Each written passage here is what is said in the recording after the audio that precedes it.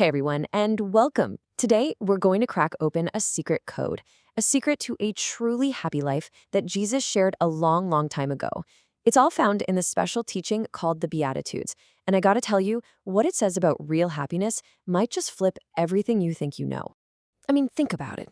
If you were sitting on a hillside, listening to some amazing new teacher, what would you expect them to say? You'd probably think, okay, happiness is about being rich or popular or super powerful, right? But Jesus, he taught something completely different, something that turned all those ideas totally upside down. And even the people back then were just blown away by what they were hearing. This wasn't just some tiny little twist on old ideas. It was brand new. People felt this incredible power and kindness coming from Jesus that they had never, ever felt before. And they were hooked. They just had to hear more. So, are you ready? Let's start cracking this code. The first part of this secret is in this list of things Jesus called the Beatitudes, which is really just a fancy word for blessings or, well, ways to be truly happy. And let me tell you, the very first one is a real surprise. Okay, so Jesus says, "Blessed are the poor in spirit." Now, right away, you might think he's talking about money, but he's not at all. He's talking about humility. It's about being real with yourself and with God, and just admitting, hey, I don't have all the answers. I can't do this all by myself. It's that feeling of knowing you need God's strength and wisdom to help you out. To really get this point across, Jesus told a story about two men who went to pray. The first guy was super proud. He basically walked in and told God how awesome he was. Thanks for making me so much better than everyone else. But the second guy, he was humble. He knew he wasn't perfect, and he just asked for mercy. So take a guess. Which one do you think Jesus said was truly blessed? Yup, it was the humble man.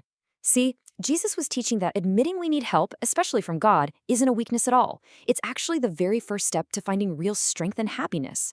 Pride kind of closes our hearts off, but humility swings them wide open to all the amazing things God wants to give us. So let's keep going. We've got the first clue. Now let's check out the next ones in Jesus's secret code and see how this whole thing builds.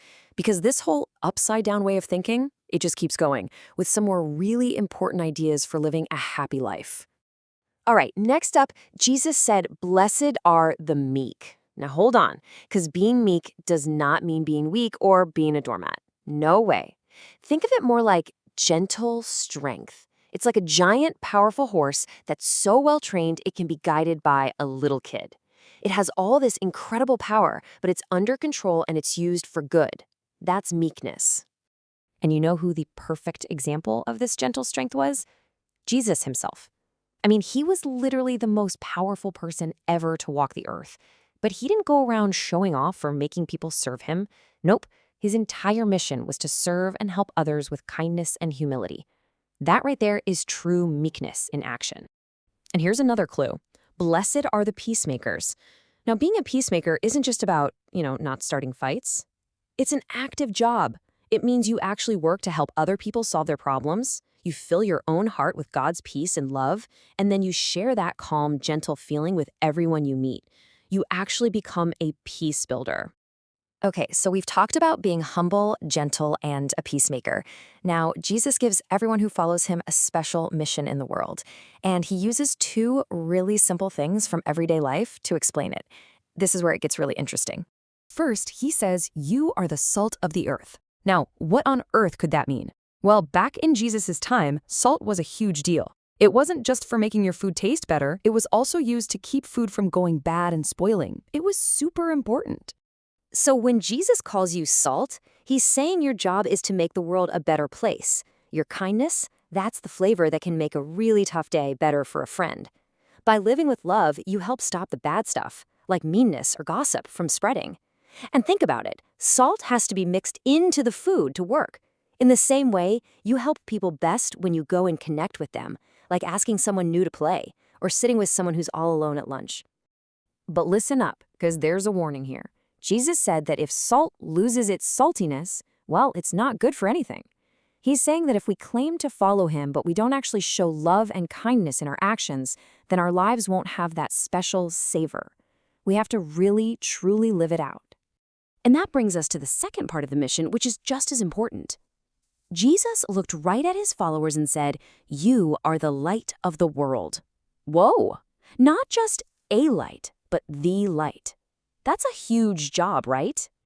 As Jesus was teaching, he probably pointed to the towns on the nearby hills, all lit up by the sun. And he said, a city that's built on a hill, you can't hide it. It's impossible. In the exact same way, your good actions, like telling the truth even when it's hard, or helping a classmate who dropped all their books, those things shouldn't be hidden. They are meant to shine brightly for absolutely everyone to see. And here it is, the most important part, the reason we should let our light shine. It is not to show off and say, "Hey, look at me, look how good I am." No.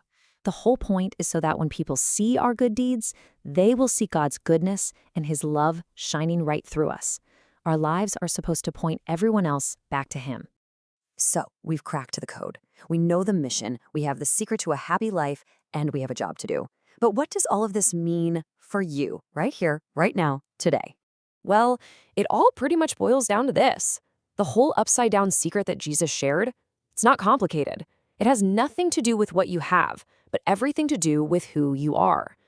True, lasting happiness comes from a heart that's full of humility, a life that's full of gentle kindness, and an attitude of love toward God and everyone around you.